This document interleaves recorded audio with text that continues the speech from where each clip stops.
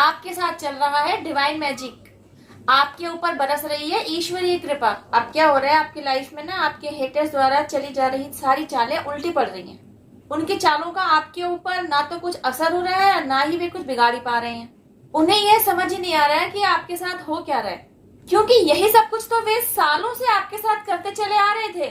और पहले तो आप पर उनके किए हुए का इफेक्ट बहुत जल्दी पड़ जाया करता था, और आपकी बदली हुई दशा देखकर उन्हें पता भी चल रहा होता था कि हाँ, उनका किया हुआ असर दिखा रहा है। अब ऐसा क्या हो रहा है कि उनका वही किया हुआ आपके ऊपर बेअसर साबित हो रहा है। What's going on with you? आपके साथ चल रहा है डिवाइन मैजिक। आपके ऊपर बरस रही है ईश्वरीय कृपा, जिसने न केवल आपके चारों तरफ प्रोटेक्शन शील्ड बना रखी है, बल्कि जो भी आपसे जुड़े हुए हैं ना, अगर आप मैरिड हैं तो आपके बेटर हाफ, आपके बच्चे, ये लोग भी ऑटोमेटिकली प्रोटेक्शन शील्ड के अंदर सुरक्षित हैं। अब जानते हैं ये सब हुआ तो हुआ कैसे। ये वे आपके सो कॉल्ड अपने लोग थे जो बगल में छुरा दबाकर आपके हितैषी बनकर बैठे हुए थे, क्योंकि आपका इनके ऊपर अटूट विश्वास था, इवन अंधा विश्वास था। आप तो अपने दिल की सारी बातें इनके साथ शेयर करते रहा करते थे, लेकिन इनके मन में, इनके दिमाग में आपके लिए कुछ और ही चल रहा था, कुछ और ही खिचड़ी पक रही थी। आपकी शख्सियत ही कुछ ऐसी थी कि आपका सारा फोकस खुद पर ही रहता था। आपका पूरा ध्यान आपके शब्द, वचन और कर्मों पर ही रहता था। इनके चलते ना तो आप कभी अग्रेसिव ही होते थे, ना आप कभी ऊंचाई बोलते थे, ना आप कभी उल्टा जवाब देते थे, ना आप कभी कटु वचन ही इस्तेमाल में लाते थे, ना ही कड़वे शब्दों का प्रयोग करते थे, ना किसी के प्रति ईर्ष्या, ना ही किसी के प्रति द्वेष आपने पाला हुआ था। बदला लेने का तो सवाल ही पैदा नहीं होता। तो अब ऐसा क्या हुआ कि चीजें खुलकर आपके सामने आने लगी। एक्चुअली अब वाकई हुआ कुछ ऐसा कि दूध का दूध और पानी का पानी सब कुछ खुलकर आपके सामने आ गया। आपके साथ फाइनेंशियल लेवल पर अप एंड डाउन चल ही रहे थे, इमोशनल हर्ट भी आप झेल ही रहे थे। आपके साथ जो डिवाइन एनर्जी चल रही थी ना, उसकी वजह से ना, उसके साथ की वजह से आपकी लाइफ में जो भी उथल पुथल मचती, जो भी हड़कंप मचता, जो भी अनफेवरेबल सिचुएशंस आती, वह आपको कुछ देर के लिए परेशान जरूर किया करती थी, लेकिन आप उन सब से ना बहुत जल्दी ओवरकम कर जाया करते थे। Yes of course, because of divine energy ना, बहुत ज्यादा देर के लिए आप उस सिचुएशन में स्टक ही नहीं रह पाते थे। यही आपका प्लस पॉइंट था, और आपकी इसी पॉजिटिविटी को आपके हेटर्स बर्दाश्त नहीं कर पा रहे थे। आपके इसी पॉजिटिविटी को वे तोड़ना चाहते थे, लेकिन उन्हें ये नहीं पता था कि वे पंगा किससे ले रहे हैं। उन्हें लग रहा था कि उनके सामने एक साधारण सा इंसान है, लेकिन आपके साथ जुड़ी हुई दैवीय शक्ति के बारे में उन्हें कुछ नहीं पता था।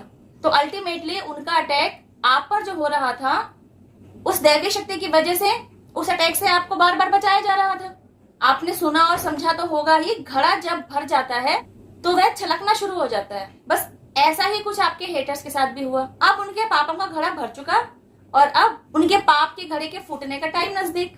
यह फाइट चल रही थी उनकी नेगेटिव एनर्जी और आपके साथ जुड़ी हुई डिवाइन एनर्जी के साथ। आपको तो दूर दूर तक भी इस बात का कोई इल्म नहीं था कि आपकी लाइफ में जो कुछ भी चल रहा है उसके पीछे कोई साजिश है, because at that time you were unawakened. तो जब कभी भी आपको गंदी से दुर्गंध अपने इर्द गिर्द महसूस होती ना, आप नहीं समझ पा रहे होते थे इसके पीछे का रीजन क्या है। आप सिर्फ ढूंढ रहे होते थे कि दुर्गंध कहां से आ रही है, लेकिन इसका मतलब क्या है, इसके पीछे क्या संकेत छिपा हुआ है, और इसकी वजह से आपकी लाइफ पर क्या असर हो रहा है। इन सब के बारे में आपने तब जानना शुरू किया जब आप अवेकनिंग प्रोसेस से गो थ्रू हुए। ड्यूरिंग दिस प्रोसेस आपके ऊपर, आपके लिए, आपके ही द्वारा एक्सट्रीम लेवल का इनर वर्क करवा दिया गया होता है, जिसके चलते न केवल आपके मैच्योरिटी लेवल को बूस्ट किया गया होता है, बल्कि आपके थॉट प्रोसेस को भी चेंज कर दिया गया होता है। आपके सोचने समझने की शक्ति को एनहेंस कर दिया गया होता है। आपने खुद पर काम किया होता है, आपने खुद को हील कर लिया होता है। अब जब आप मुड़कर देखते हैं ना, उन सारी सिचुएशंस को वापस से समझना शुरू करते हैं कि एक्चुअली अब तक आपके साथ क्या क्या होता रहा, तब आपको यह गुत्थी समझ में आ जाती है कि जो कुछ भी आपके साथ चल रहा था ना, वो एक्चुअली ब्लैक मैजिक था। इस बार जो आपकी लाइफ में उठक पटक की गई ना, इस बार साक्षात आपने डिवाइन मैजिक को अपनी लाइफ में होता हुआ देखा। अब जो सिचुएशन आपकी लाइफ में बनी ना, उसके साथ डील करते करते आपको जो अनुभव हुआ, तो आप समझ पाए कि एक्चुअली ऐसा ही कुछ तो कितने सालों से आपकी लाइफ में चलता चला आ रहा है। ऐसा ही कुछ न जाने कितनी बार आपकी लाइफ में पहले भी होता रहा है, क्योंकि इस बार आपने अपने साथ दैवीय शक्ति के होने को फील किया। तब आप समझ पाए कि आपके साथ तो दैवीय शक्ति शुरू से ही जुड़ी रही, जो एक्चुअली आपको हर उस परेशानी से बार बार बचा ले जा रही थी। अब जाकर आपको समझ में आया, आपने जब जब खुद को परेशानी में पाया, जब जब आपने ईश्वर के सामने मदद के लिए गुहार लगाई, तब तब आपकी मदद की गई थी। देखिए ईश्वरीय शक्ति आपके लिए किस तरह काम करती है, इस बात का लाइव एग्जाम्पल मैं आपको दे रही हूँ। आप भी ना अपनी लाइफ में हुए ऐसे किन्हीं इंसिडेंसेस के साथ इस सिचुएशन को जरा रिलेट कर देखिए, तो आप पाएंगे कि आपकी लाइफ में भी डिवाइन मैजिक होता रहा है, आपकी तरफ भी डिवाइन हेल्प भेजी गई है। हुआ क्या, मेरे हस्बैंड की हार्ट सर्जरी हुई थी, सुबह डिस्चार्ज हुए हैं, दोपहर तक हम घर पहुंचे हैं और रात को भी गाड़ी में सीएनजी भरवाने के लिए गए हैं, बिकॉज स्कूल कैब है ना, स्कूल में लगी हुई है। तो नेक्स्ट डे से स्कूल की ज्वाइनिंग थी। घर के मेन डोर को लगाया ताला, चाबी हाथ में लेकर नाइट वॉक करने लगी। तो पार्क के साथ वाली रोड पर जगह जगह गटर बना रखे होते हैं ना, छेद वाले, जिनमें बारिश का पानी इजीली चला जाता है। मेरे हाथ से चाबी छूटकर उस छेद के जरिए गटर के अंदर चली गई। अब मुझे ये नहीं समझ में आ रहा था कि मैं उन्हें संभालूं, मैं खुद रोने बैठूं, या मैं इस सिचुएशन से अपने आप को बाहर निकालने के लिए हाथ पैर मारूं। तो बस मैंने वही किया जो हमेशा हर परेशानी में फंसने के बाद मैं करती ही चली आई। मैंने दुर्गा माँ को सरेंडर किया, माँ ये सिचुएशन है, मैं आपको सरेंडर करती हूँ, आप देखिए अब क्या होगा, अब मेरे साथ जो कुछ भी होगा आपकी इच्छा के अनुसार ही होगा।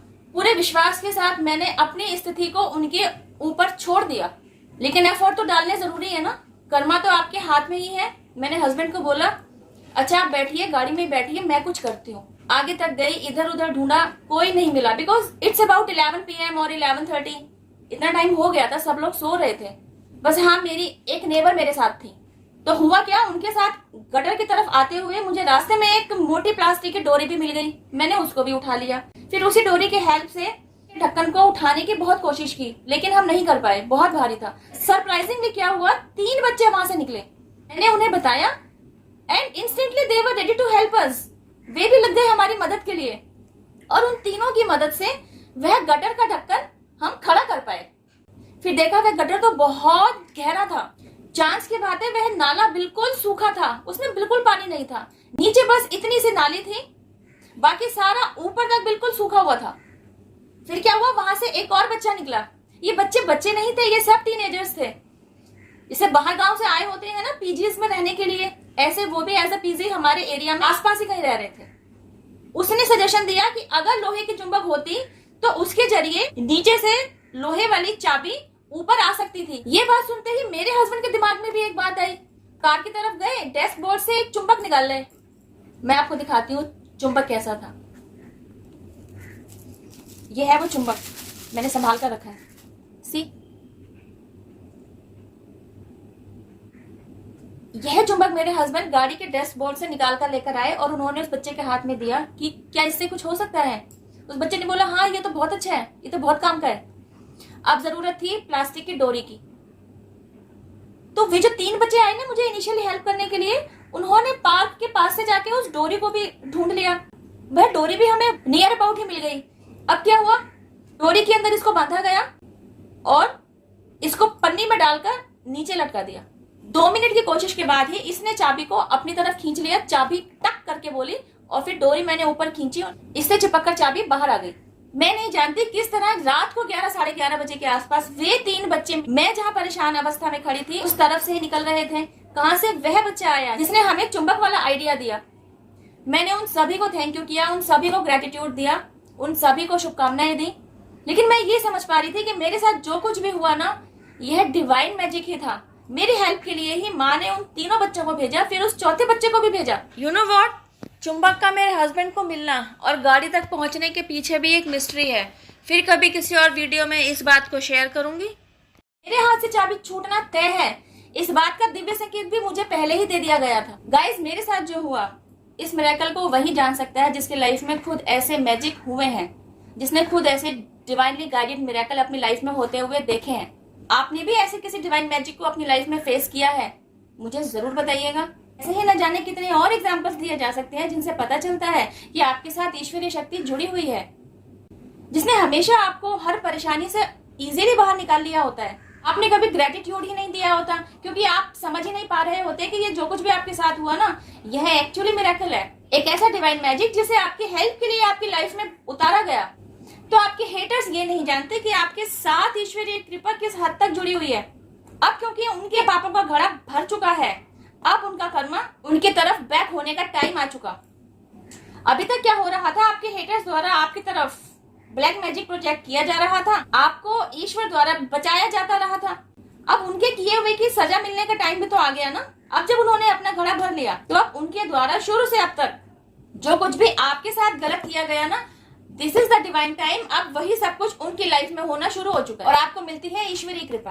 पहले भी डिवाइन एनर्जी आपके साथ साथ चल रही थी, आज भी डिवाइन एनर्जी आपके साथ ही है। फर्क है तो सिर्फ इतना, पहले आपको पता नहीं था, आज आप प्राउड फील करते हैं कि आपके ऊपर ईश्वरीय कृपा बरसती है। तो बस इस वीडियो में दिए गए मैसेज के साथ खुद को रिलेट कीजिए और समझिए कब कब कहां कहां किन किन परेशानियों में आपकी लाइफ में डिवाइन मैजिक को उतारा गया, आपकी तरफ डिवाइन हेल्प भेजी गई, आपकी लाइफ में मिरेकल आया।